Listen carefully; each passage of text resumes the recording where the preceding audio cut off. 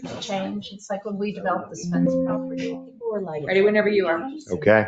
and now they don't even Ready? see it. We're going to call the meeting to order. Pledge of allegiance. Pledge allegiance to the flag of the United States of America, and to the republic for which it stands, one nation, under God, indivisible, with liberty and justice for all.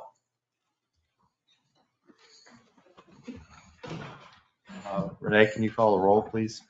Commissioner Green. Here. Commissioner Canfield. Here. Commissioner Orthwein. Here. Vice Mayor Stanley. Here. Let it also be present and participating is Town Manager Dunham, Assistant Town Attorney Nazaro, CFO Bymaster, Chief Jones, and myself. Absent with notice is Mayor Morgan. Next item is approval of the minutes from the last meeting, April 11th, 2025. Any changes, comments, or additions? No, I approve the minutes. Second? Roll, please. Commissioner Green. Yes. Commissioner Canfield. Yes. Commissioner Orthwein. Yes. Vice Mayor Stanley. Yes. Town manager, any changes to the agenda? No, sir. Okay.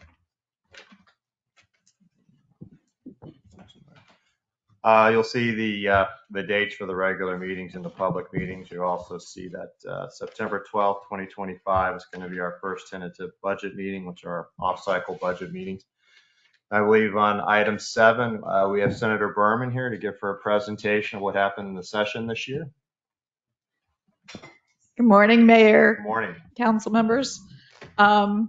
So you may have read that we completed session a week ago, but we did not do our one constitutional duty, and that is that we do not have a budget in the state of Florida right now. Rumor was we were going to go back on Wednesday and start working out on the budget, but we still have not received notice, so it's getting late for everybody to make their travel plans. There is a serious dispute going on about the taxing in the budget this year, and it will have implications for long-term implications for cities and counties. The House Speaker has proposed lowering the state sales tax by 0.75%. The Senate President, and I'm in the Senate, so I'm partial to the Senate side, has said that that is not sustainable. And they've done some analysis, and it shows like in 3 years we'll be like $8 billion short, have a deficit, and then in 4 years we'll be $13 billion.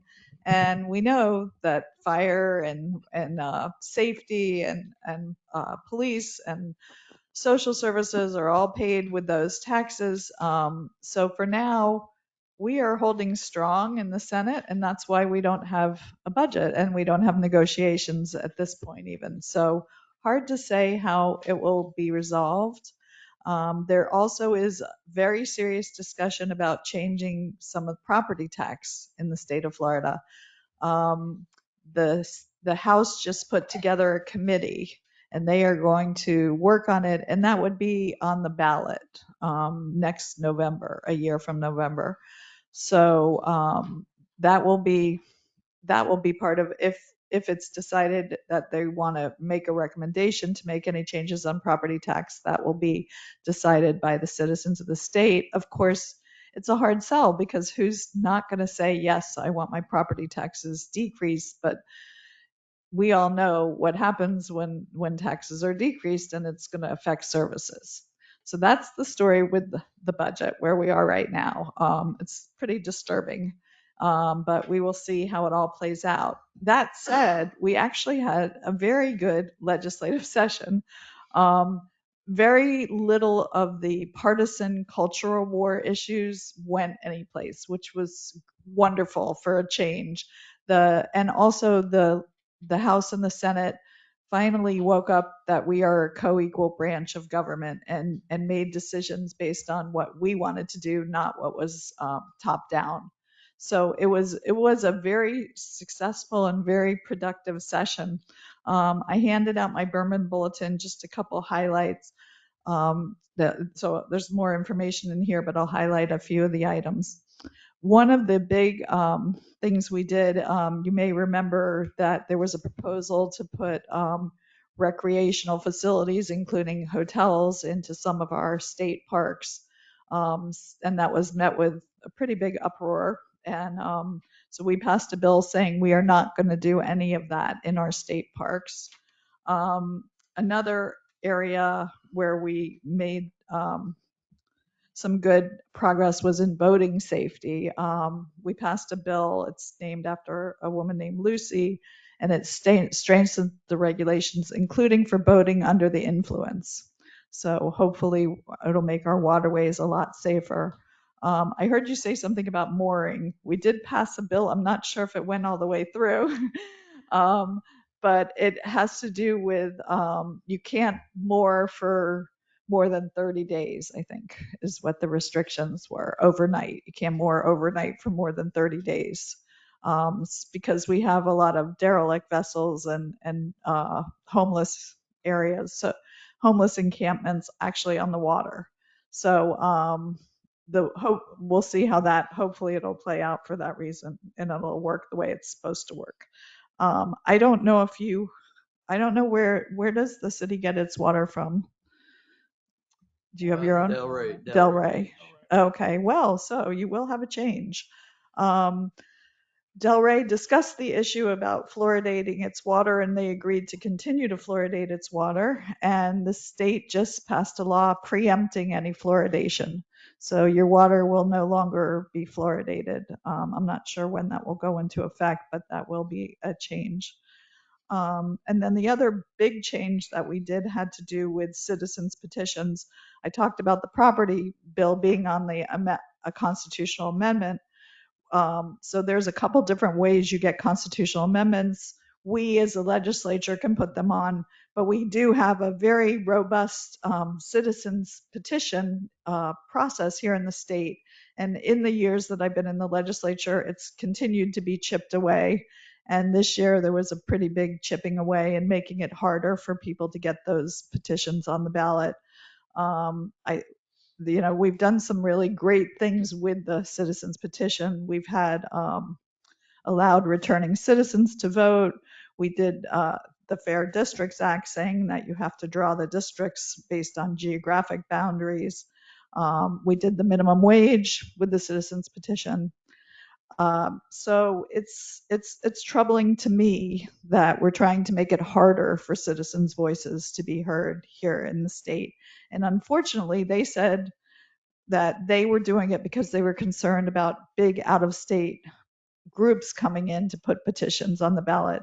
But I think what we just did, I voted against it, is counterproductive, and it will only allow big corporations, because now we have very serious fines if you violate this. You have to now turn in any petitions within 10 days instead of 30 days. If you're not, an individual can only collect 25 petitions total over for that one item. So, people used to go around and collect a whole bunch. Now they're not going to be able to do that. So you're going to have to pay people. The way you pay people is changing. It used to be you could pay people per petition. That changed a couple of years ago, and they're still making that harder. So, and there's real serious fines, including felonies, for violating some of this. So I think, unfortunately, you're only going to see big companies coming in trying to change some of our Florida laws. I do like to, I want to make sure and report to you a little bit about what happened on the preemption side. I don't have the whole list yet, and I'm sure you will get one from the Florida League of Cities and the League of Counties, but we did pass a bill, 1080, and it has to do with local government land regulations. And it has the League of Cities and the League of Counties worked to make it a better bill. The way it was first drafted, it was really very, very onerous for cities and counties. It is still going to be difficult. There are timelines for you for permitting projects. And if you don't meet those timelines, you have to refund money to the person who is paying for the permit. So I'm sure the League of Cities and the League of Counties will give you more information as the law gets ready to be implemented, but that will, is something that you should be aware of. And then we did change some of the Live Local Act, which was the act a couple of years ago that we did to make it easier for people to build affordable housing. They continue to tweak it. So there's that. That's something that you should also be aware of. And I do like to close with talking about if we did any fun bills. And the one bill, it didn't pass this year, but we did have one bill that I liked a lot, and that was right now the mockingbird is our state bird, and it's in a lot of states. It's not unique to Florida. So there was a bill to change that to, I think, the scrub jay, but the part of the bill I really liked was to also add the flamingo as one of our state birds. But it didn't pass, but rumor is that it's going to pass next year. So we might hear more about flamingos next year. And that's pretty much it for now. I'm happy to answer any questions that you have about the session. Always happy to represent all of you in Tallahassee. And let me know any issues or concerns that you have. Thank you. Any questions from the commission? You've had one question on what's your outlook? I know you don't really know on actually having the budget passed. Like, is there some sort of timeline on Yes, that, you think? there is. So our budget year is July 1st. So there's a little leeway between now and then. I can't imagine. I heard there was one year. I've been in the legislature 15 years. This is definitely the farthest apart and the longest I've seen us go. We were about $4 billion apart. Right now I'm 4 billion. Right now we're about 2.8 billion. But I do think we will have a budget by July 1. But it could be close to July 1, unfortunately. Can I ask a question about property taxes? What are they proposing? It's hard to say. The governor was talking about like eliminating property taxes. That was the original first proposal. So that's why the House put together a committee, and they just started to meet the committee to see. There were some proposals which I thought were actually quite reasonable, and I would do those instead of the sales tax issue, and that was to raise the homestead exemption. Right now, everybody gets like a $25,000 homestead exemption. Could raise it to like 75, 100,000. That would give some people relief on their taxes, but still allow cities and counties to get money. So not sure where we're going to end up, but that House committee, that was the point, was to say, what if we're going to change property taxes, how should we do it? Sure. Thank you, as always, for coming to see us each year and informing us on what's going on at the state level. Sure. All right. Have a great day, everyone. Take care. Happy Thank you Mother's so much. Day.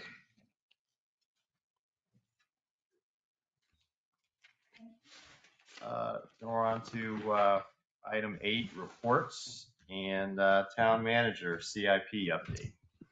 Thank you, Vice Mayor. This won't take long.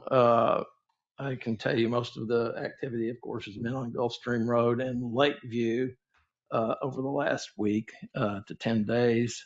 Right now, the contractor has completed putting in the water main from Gulfview to basically in front of the Gebauers and Dr. Mazzio's house. Drainage on Gulfview has been completed from on Gulfstream Road has been completed from Gulfview down to Lakeview, the intersection. Then the water main has been completed on Lakeview from Polo to Gulfstream. No drainage yet on Lakeview in that block. And there's been, they haven't skipped over the intersection of Lakeview to the east of the intersection of Lakeview and Gulfstream Road.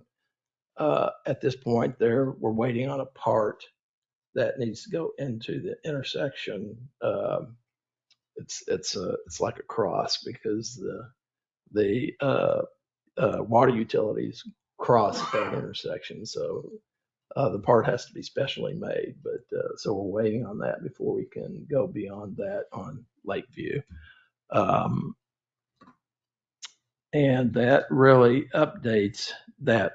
There's a very good possibility that though, that they will begin to do the road work on Gulfstream Road, beginning down at Gulfview and moving north beginning next week.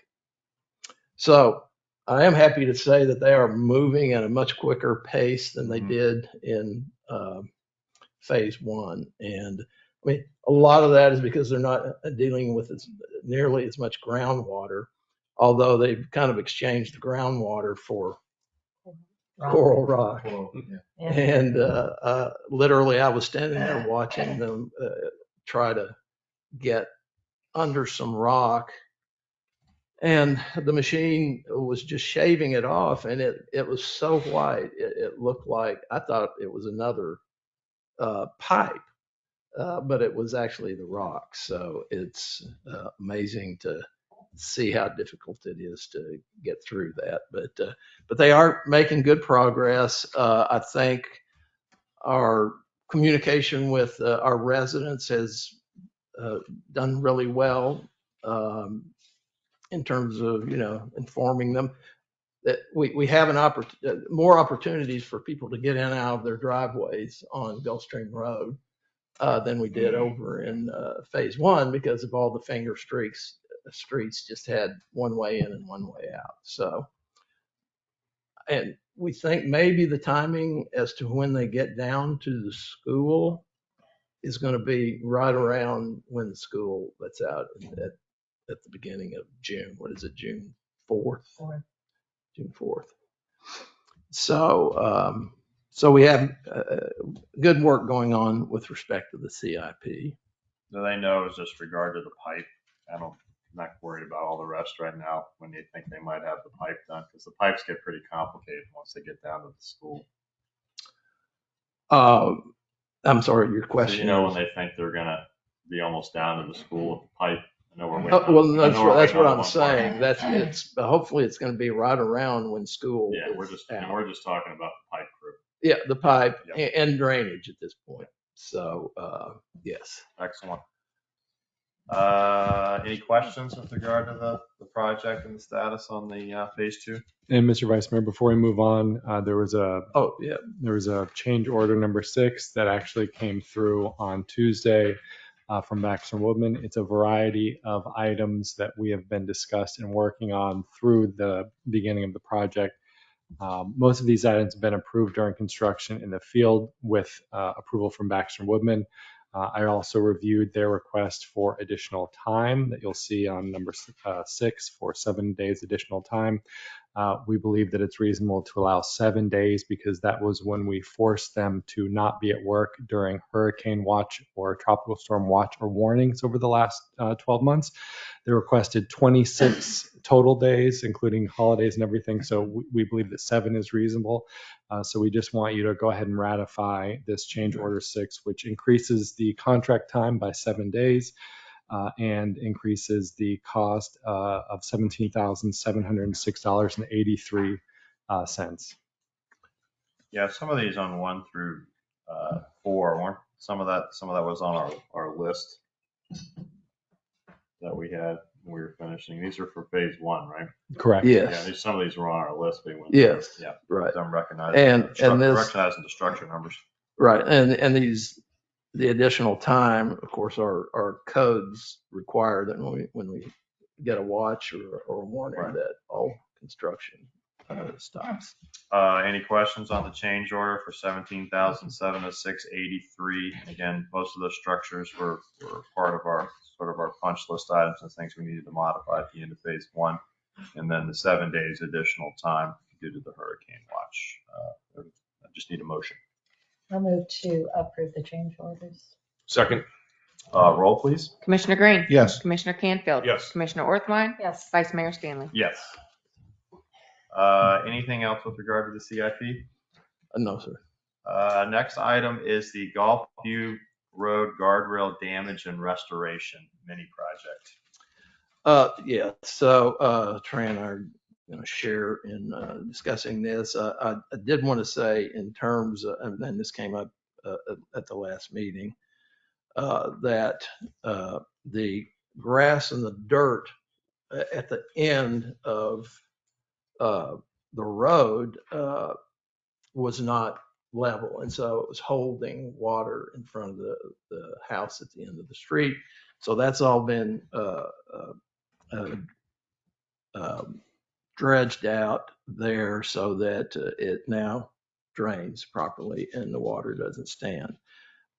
But we also talked about the fact that at this point, after the first lift, the slope of the road is actually goes towards the house there. So when they do the second lift, they're going to re-engineer it so that the drainage goes the other direction instead of collecting there at the front of the house.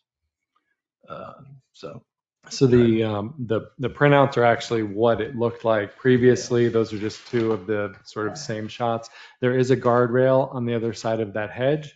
There was discussion previously about maybe not replacing the guardrail. I suggest against that. Sovereign immunity may bar suit in a lot of cases, but I don't think that choosing to not replace something that was previously designed, with safety in mind, would be wise. I don't think there's any detraction aesthetically, given that it is we could completely place it behind those hedges. So it's recommended that we replace the previous guardrail and work with the residents in that area to add landscaping, to beautify the area so it's both safe and attractive.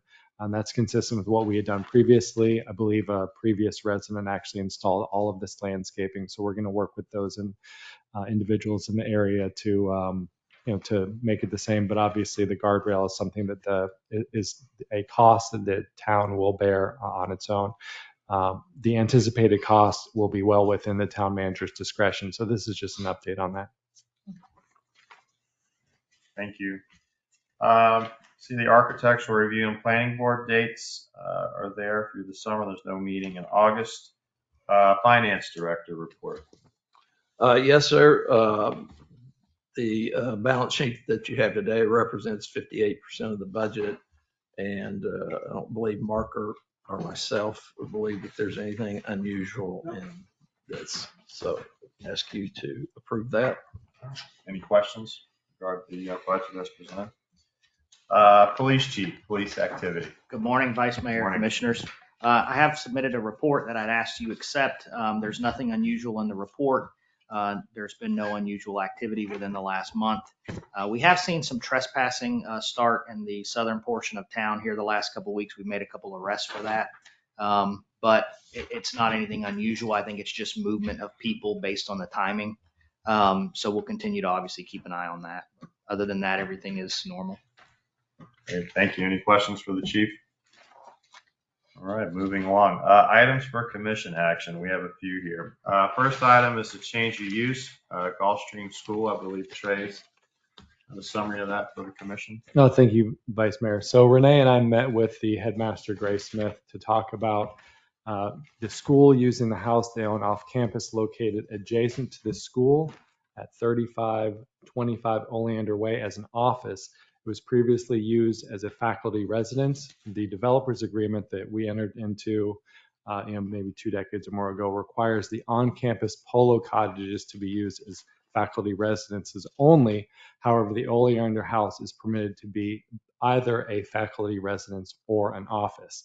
The school stated that they wanted to locate up to 5 employees working in the school's administrative offices at the Oleander house, but they would still park on campus and have all visitors also park on campus. And they anticipate no changes aesthetically to the structure, landscaping, hardscape, interior or exterior. So I went ahead and incorporated that into this notification of change of use. It does require them to continue to follow the town code and developers agreement if they do want to make any sort of changes to landscaping, driveway, interior, exterior renovations. At this time, it is literally only going to be moving from someone living there to now it being used as an office. We haven't seen any building permits or anything, but we will absolutely keep you up to date on that. At this point, it is a net zero. They're not going to be driving up Oleander Way and parking. They will continue to park. The faculty will continue to park at the school and then walk. There's a gate between the school that exists and the home, that they'll just walk back and forth. So really, a very straightforward agreement at this point. The original, the developers agreement, they were allowed to use this house for faculty too? That's correct. So it would either be So it's just converting it to, correct, and it doesn't seem to be much of a conversion at this time. There Yeah, may no, be I some mean- interior.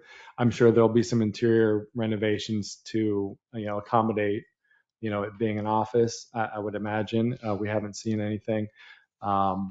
But aesthetically, there's going to be no driveway, landscaping, anything at this point. And if that does, if they are seeking to make those modifications, that will probably go before the commission, or at least the planning board, and we'll make you aware.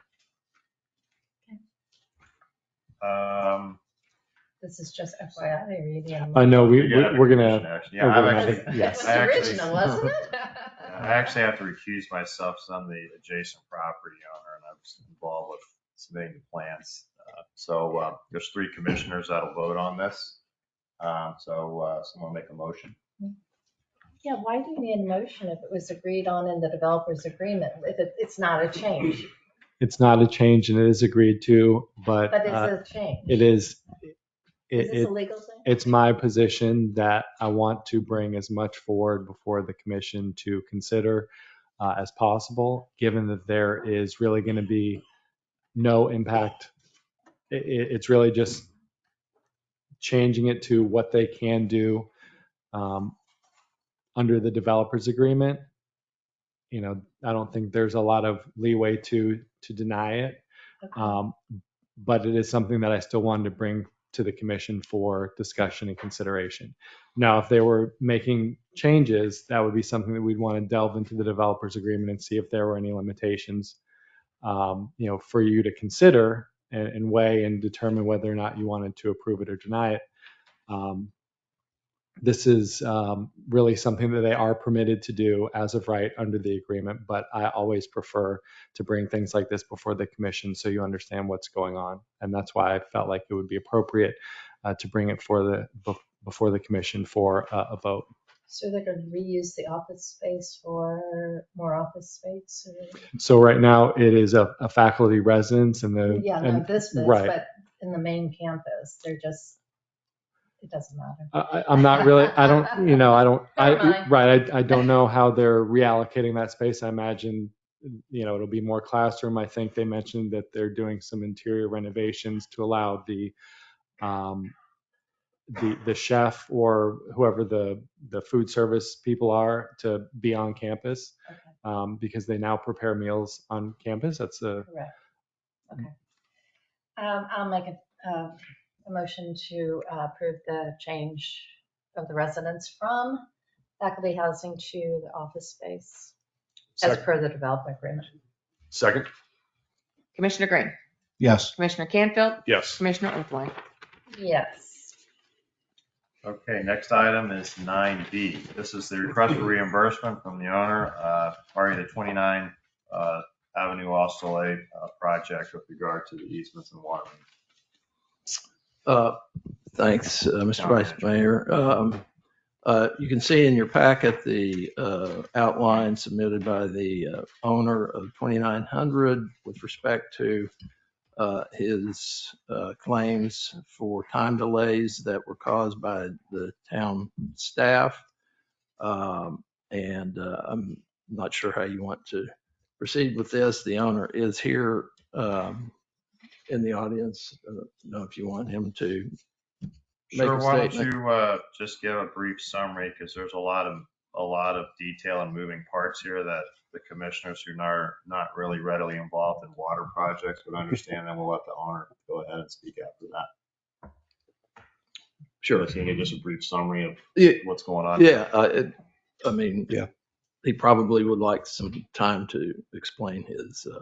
Yeah, good morning. Yeah. Yeah, and this isn't what I do every day either, just for the record. So as you may remember, I acquired the property back in April of 2024. This was a blighted property, if you recall, where the house was imploding on itself and there were violations and non-compliance and so forth. So I worked, very nicely, I'll add, with the town, with Mr. Nazaro, and, working through the whole process, because the key of it was to be able to redevelop the property, was to relocate the water main, which ran right through the middle of the property. It was quite old and really at end of useful life. So as part of that project, I agreed to replace a portion of the line, replace the fire hydrant location, and in consideration for that, the town was amenable to changing the easements in a way that would be more accommodative for development. So that I closed, the town, we went back and forth with the engineers, my engineers and Baxter Woodman on behalf of the town, agreed on a very specific plan. I had that bid, and that was the basis on which I assumed responsibility to install the new infrastructure for the town. We closed on the property in April of 24. The job should have taken a few weeks. It was bid at, as a firm price of $150,000 to do all the, the infrastructure work, the pipe, and then the engineering was about $28,000. The project has come in over $350,000. And, and I'm giving you color just so you can understand context of why I'm here. It was stops and starts and changes in the plans unilaterally by Baxter Woodman's, chief engineer. We had agreed on a plan. They kept changing valves and the way the pipe was being connected. And I've learned a tremendous amount about civil engineering that I did not previously know. So it's pretty fascinating. But a lot of changes. And then you have a big expensive crew with an excavator and a dozen guys out there working, and they have to stop and then go away and go buy all new parts and new pipe and everything else, and then come back. So the project that should have taken a matter of weeks has taken a year. We finally had, after further changes, which they dictated, we finally had the water main replacement, the final connection, scheduled on or about April, it was April 14th, April 15th. And so that had been scheduled for 2 months.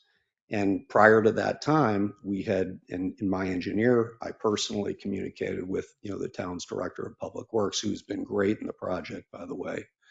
But we communicated and said, are you ready to go? Because we're mobilizing this big crew to come and make the connection.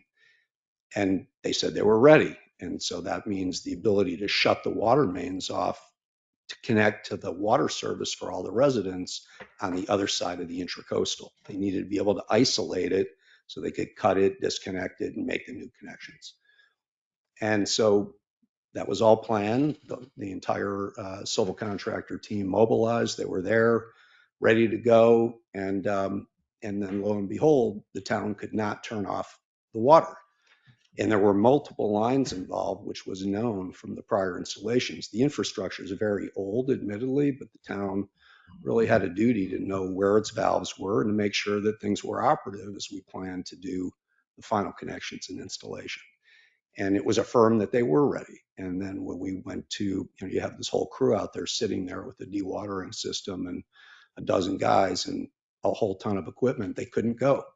And they basically sat there on and off for 4 days. The total installation was budgeted for 3 days. It took 7 days. And of course, they billed me now, at the rate of, actually their cost rate, a lower rate, because I hit back. But it was, I think it was $435 an hour for like a week, 4 days.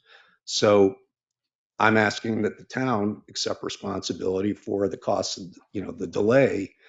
I've incurred all the costs associated with all the myriad changes from a very specifically and finally agreed upon per contract engineered set of plans, the cost of which, went over $100,000. And so this delay was just more than I could sort of accept and eat. It's about $15,000. Plus, there was another $6,000 in engineering fees charged to me from Thomas Engineering because they're the engineer of record and they had a proctor and sit there for an extra 4 days. So that's the story. Hopefully it's not overly detailed, but I wanted to give you color. Thank you. So I would respond to the town commission that we did have Baxter and Windman out there. It's a town water main. So we needed to have Baxter and Woodman on the site as it's our infrastructure. I do have Anthony here who worked tirelessly on this project, probably more than any other project that we've done in this town on private property, but it involved a town water main. So we needed to dedicate someone with his knowledge and Wayne's, I might add, of the system. So in reviewing the owner's 4 days here with Anthony, and also in discussing that with the town's engineer and inspector that has been on site,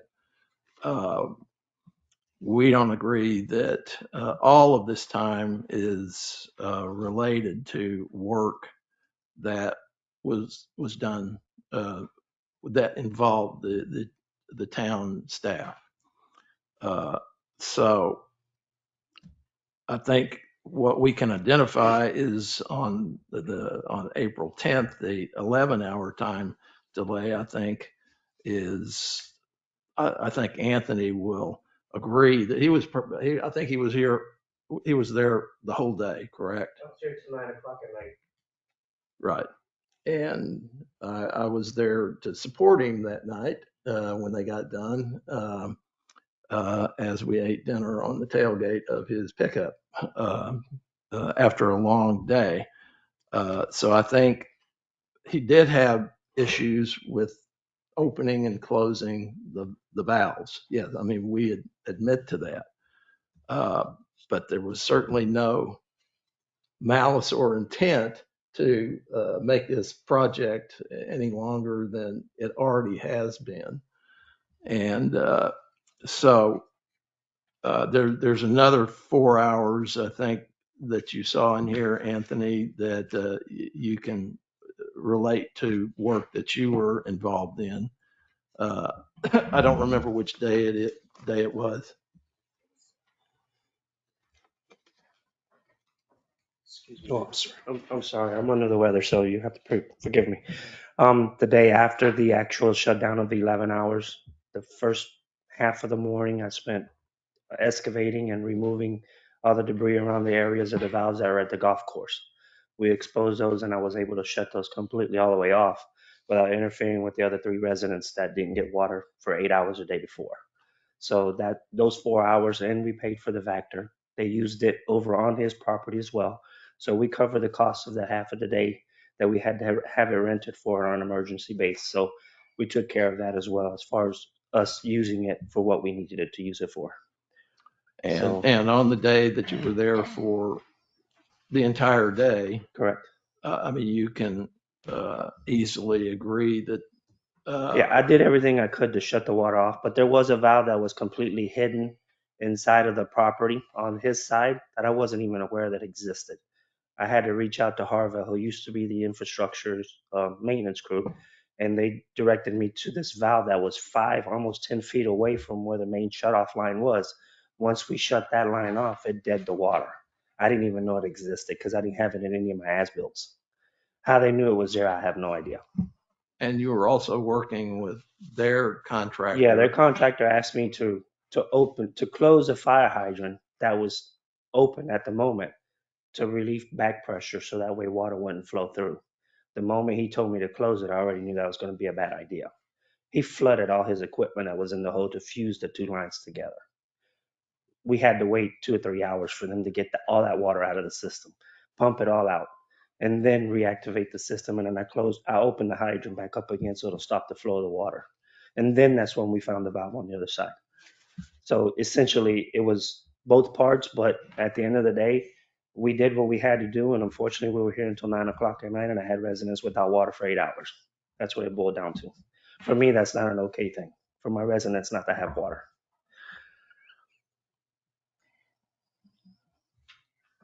think this is all part of development too. I think we did what we had to do. It was, I mean, I would be scared to get into because the developer didn't get what he needed at the moment, that we're responsibility for all this. Because I think we did everything we should have been doing within our Right. power. Right. Do you agree with that? I agree with that. So I don't think we should get And a second. into giving money to developers because we're all trying to work together. Yeah, with respect, it was a brutal process, and I know Anthony worked tirelessly on it. Everybody was engaged. Everybody worked collaboratively to work the problem. But the fact is, had it been tested before, which was affirmed to us that it was able to be shut off, and the main issues were all on the east side of the Intracoastal. The valves on the west side, the water was shut off at the main at the front of my property all the way up by the road, by Place Soleil Road. So that was already isolated and disconnected. So all of the water pressure was coming from the east side, and that's where all the valve issues were. All the water was pouring out on my side because they had to relieve the pressure and they couldn't shut it off. And so to relieve the pressure, they opened the fire hydrant. But the bottom line is if it had been tested first and they located the valves, it turned out when they went to shut the valves off, I was there, they couldn't even find the valves on the east side. They didn't even know where they were. They were running around trying to find the valves. I was on the phone with the contractor on my side while listening to the other side talking, because Rick Adams from Baxter Woodman was going back and forth, and Anthony was going nuts trying to find these valves. And they kept turning valves and nothing. And they're like, is the water going off? No, the water's not going off. It's still flowing. Then they finally found some valves that they weren't even sure, but the valves didn't work. They didn't even know that. Then they dispatched their Vactor truck, which broke. And then my guys sourced another one, which Anthony authorized and the town has accepted responsibility for. And eventually they got these closed. But this process went on and on and on. If they had tested it in advance, the project would have gone down without a hitch in 3 days, and I would have incurred an extra almost $20,000. So I sympathize. The project's been very difficult. I know. The beyond. whole project has been ongoing for years and years. It's racked up fine, and we've let go of things. I still maintain. That has nothing to do with me. Yeah, no, it has respectfully. nothing to So do with you. I've done everything I was supposed to do. sympathize. It's been a very difficult project. Yeah. But you knew that getting into it too. Well, not really. I mean, I was fixing the town's problem with the house. We got rid of all that. Yeah. Trey was amazing in helping work through all the easement stuff. I mean, it's been a pleasurable project in terms of dealing with the town, and we're excited to build our home. This is not a development project, or at least that was not my intent at the outset. The intent is that that's going to be my personal home. I think it's an amazing property, but it's never would I've anticipated standing before you a year later, since it's a year and a half since I put the property under contract. But this one was just like kind of too much to swallow. I've eaten all the costs. I mean, the town should have been ready, and the team was all deployed there to do the work, and we shouldn't have gone through that for 4 days, with all respect. But I appreciate your consideration. Any other questions or comments from commissioners? No. Any other comments from town staff?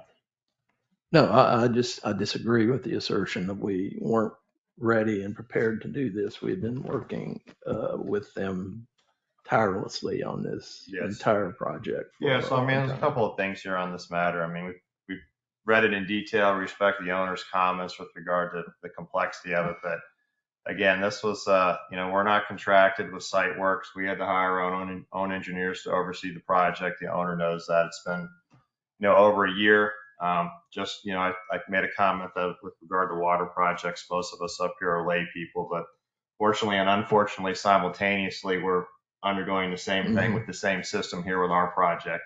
So, I mean, we have no evidence if we had 2 more engineers, more locates, and 2 more days of testing that we wouldn't have had the same problem. So it's just kind of what it is with older infrastructures. So, I mean, we support the staff's recommendation, at least I do, to deny the request at this time. So do we need a motion? No, it's fine. Okay. All right. Thank you.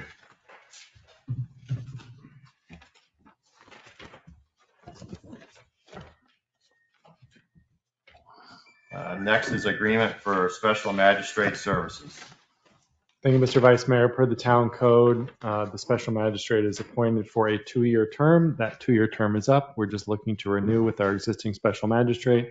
I don't know if we've had a special magistrate hearing this year, maybe 2 years ago. He continues to serve in his capacity. I think we've had a good experience with him and just want to continue those services, and he has agreed to continue for another 2-year term. Any comments and questions on this contract we're extending? Give me a motion. Yes. Okay, motion, A please. motion to approve the magistrate service for another 2 years? Second? Commissioner Green. Yes. Commissioner Canfield. Yes. Commissioner Orthwein. Yes. Vice Mayor Stanley. Yes. Next on the item is, I believe we have an opening on the ARPB to replace Mr. Roach. Yes, sir. Mr. Roach did decide to retire after all these years. And so that left us with a vacancy, and the two people that were next in line, perhaps to move up and take that place, both declined that appointment, which meant the next person in line was Michael Glennon. And he has told us that he would be happy to do that and would like to do that. That would then leave us with an alternate opening, and we have two applications to do that, Sally McGuire and Richard Whittle. I think, though, I would suggest if you are good moving Mr. Glennon up, we go ahead and do that, right? Make a motion. Right. So like Mr. Dunham said, Mr. Glennon is a current alternate. The other two alternates declined becoming full members. Noting the importance of summer attendance, they weren't sure that they could commit to that, to attending all the meetings during the off season. Mr. Glennon, however, I believe said that he would be happy to. So at this time, we'd like to entertain a motion to appoint Mr. Glennon as a full member to the ARPB. Okay, I believe Mr. Glennon is here today. Hi, Mr. Glennon. Thank you. And I'd also like to point out that Michael also participated, Yes. in a great amount, spent a great amount of time on the massing committee that we had last year. Did a lot of the X's and O's for the group as well.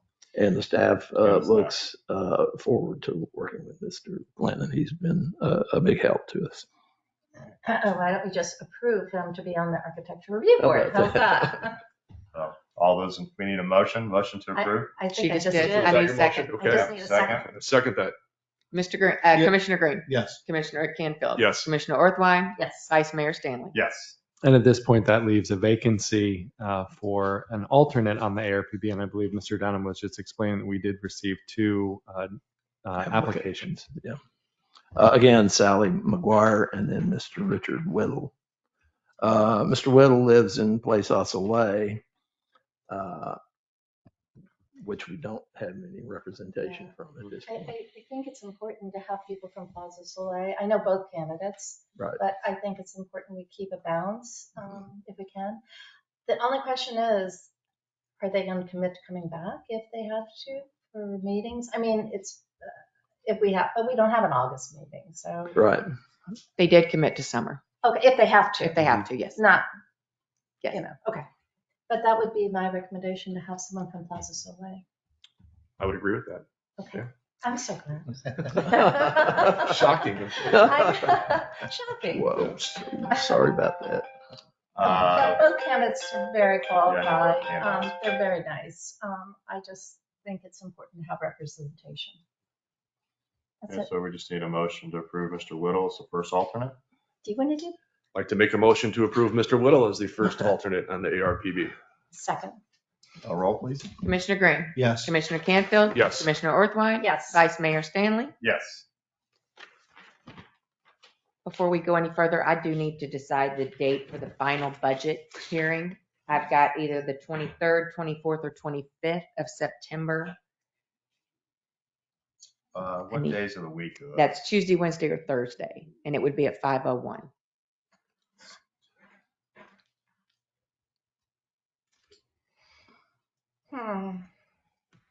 And if you don't know right now, if you want to go and look at your calendars and just email me and then I'll put it on the next agenda. You're good for any of those? Okay. What about that Wednesday? Wednesday, the 24th? Does anybody have any objections to I'll make that? any of those work at this point. I That don't, far out, yeah. no, I don't. Okay. We'll go for the September 24th then. Okay. Okay. Any other items by commissioners or the town staff? Not from the staff. No, sir. Yes, sir. Any more comments from the public? No? Okay. Thank you, everyone. The meeting's Whoa, whoa, adjourned. whoa. You have it, We got there's- one. Okay. Yes, Gabby, come up to the mic, please. My name is Cuppy Craft, and I came, I'm always glad to see you, Tom, but not today. I brought my book because I wanted Scott to sign it. But I wanted to thank the town for underwriting the publication of the book. It's just terrific, and I think everyone is so excited and appreciates it. So I just wanted to say thank you. Thank you. Thank you. Okay, meeting's now adjourned. Thank you. Is signature from the